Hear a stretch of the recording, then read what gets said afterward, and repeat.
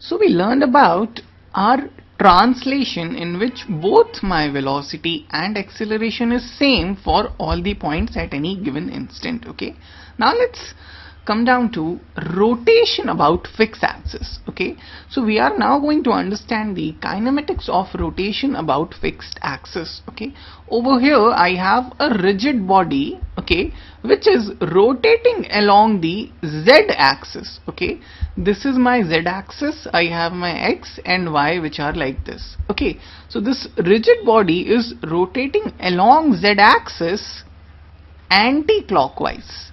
Okay, now I have a point over here whose position vector, let's say, is r.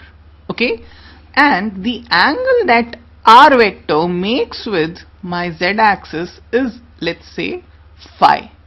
Okay, now we've already seen in rotation my points, they move in circles whose center is on the axis. Okay, so this point basically move in this circle and its center is on the z axis.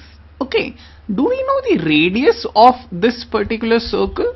Just see, you have your r vector like this. Okay, you have your z axis like this. This angle is phi. Okay, and this vector is the radius of this circle. Okay, so your radius is like this.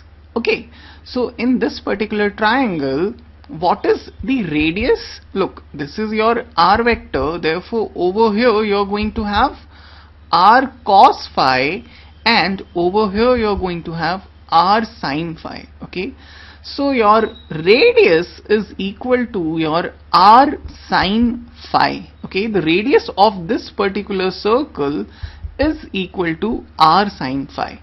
Okay, now let's just say that the angle that my radius vector at this point making with my x-axis is theta. Okay, so I'll just copy this over here and tell you what I'm saying. So let's enlarge this picture. So what I'm saying is the angle that the radius vector at this point, which is this particular vector that I have just drawn, making with x-axis. Okay, just see, this is a vector parallel to x-axis. Okay, just see over here, this is your x-axis and this is a vector parallel to x-axis. So what I'm saying is angle that this vector makes with x-axis is theta. Okay, so this whole angle is theta. If this whole angle is theta, then can you find out the length of this arc? Let's just say length of this arc is s.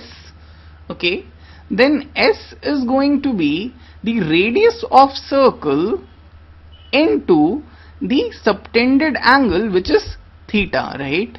You've already calculated your radius is r sin phi. Okay, so your s is equal to r sin phi into theta. Okay, let's just say this point now has moved on like this and has come over here. Okay, so if I say this particular angle is delta theta, then obviously this delta s, which is the distance that it has traveled along this circle, is going to be delta s is going to be your radius, okay, into delta phi, right? Or in other words, not delta phi, rather into delta theta. Okay, this angle is delta theta. Or in other words, your delta s is going to be r sin phi into delta theta. Okay, now delta s by delta t is going to be r sin phi delta theta upon delta t. Okay, and under the limiting condition where your delta t tends to 0, what you basically get is your ds by dt is equal to r sin phi d theta by dt. Okay,